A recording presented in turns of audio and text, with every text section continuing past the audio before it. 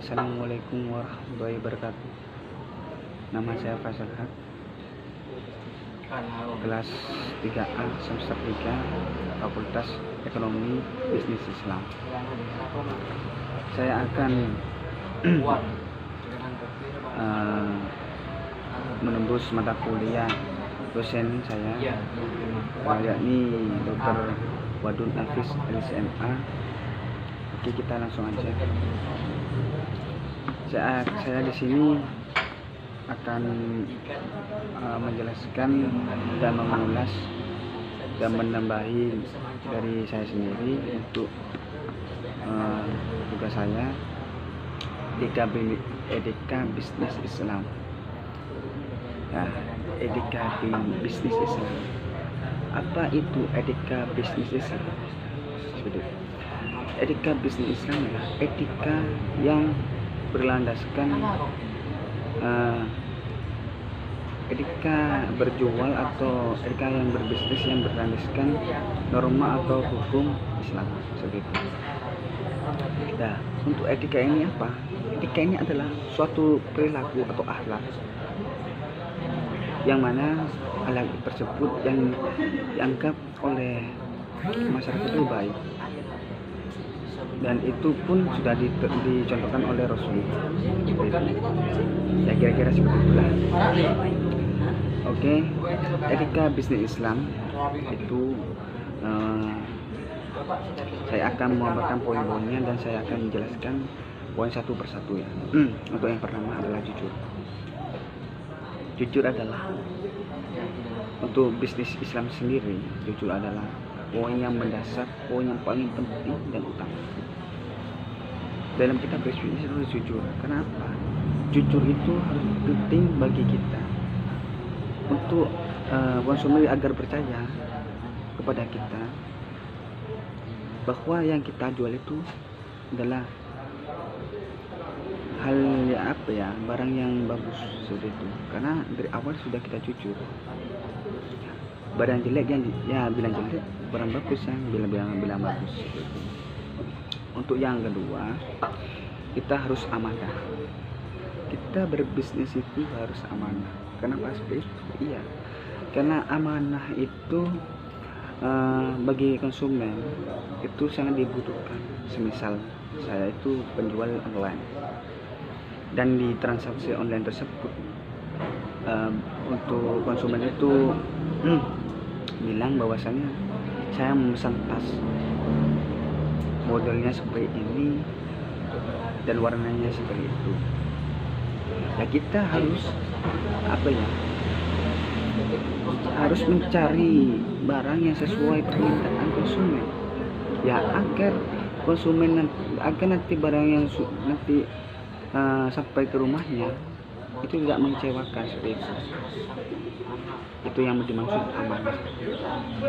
Dan itu selanjutnya adalah transparansi. Nah, maksud dari transparansi dalam bisnis Islam ini gini.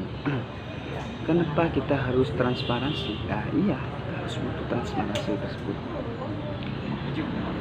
Misal seperti contoh misalnya kita menjual sepatu dan ada konsumen yang tertarik kepada sepatu kita dan menanyakan, sepatu ini gimana mas kualitasnya? Sepatu. Nah, sepatu ini harganya agak murah mbak, dan bahannya itu tidak terlalu bagus. Ya, kita harus memaparkan apa kekurangan dan apa kelebihan suatu barang tersebut, sehingga konsumen itu percaya kepada kita, seperti itu, agar konsumen itu tidak kecewa nantinya kalau sudah beli. Dan kita harus mengutarakan apa kelebihan barang kita dan apa kekurangan barang kita, dan tidak ada dusta di dalam transaksi tersebut. Harus transparansi, seperti itu. Nah, untuk berikutnya, berkomunikasi yang sopan. Kita sebagai pembisnis Islam, ya, kita harus berkomunikasi yang sopan. ya agar apa, agar konsumen kita itu tertarik pada kita, dan agar konsumen kita itu tidak jenuh dan tidak apa ya, marah dengan tingkah laku kita dan penyampaian kita. Kita harus mengayomi, betul-betul mengayomi, agar konsumen kita itu ya tidak apa ya, merasa diayomi seperti itu, meskipun konsumen kita tersebut tidak membeli barang kita seperti itu. Untuk berikutnya adalah kita itu tidak boleh menjual barang yang haram. Ini kan sudah jelas ya, kita ini orang Islam yang menjual barang haram, itu kan tidak etika sama sekali. Kita warga muslim, kita itu tidak boleh makan haram. Kenapa kita menjual barang yang haram? Itu kan sudah salah seperti itu, kira-kira seperti itu ya. Dan berikutnya profesional. Kita dalam berbisnis itu harus profesional. Semisal kita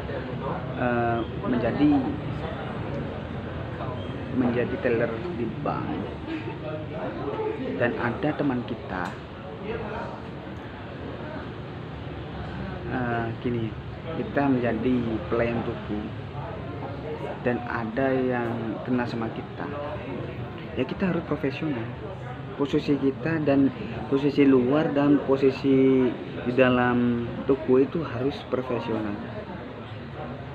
Di luar kita ya teman, tapi di dalam kita menganggap teman kita adalah konsumen, seperti itu. Kira-kira seperti itu ya, jadi paham. Untuk berikutnya, tidak menimbun barang. Kita itu menjadi pembisnis itu tidak boleh menimbun barang, meskipun sudah dianalisa bahwasanya barang ini nanti tahun berikutnya akan mahal, dan itu tidak boleh ditimbun. Nantinya kalau kita menimbun dan menjual barang itu dan kita menjual barang ke tahun berikutnya, itu akan mahal, itu akan menjadi riba, seperti itu. Oke. Yang terakhir ya,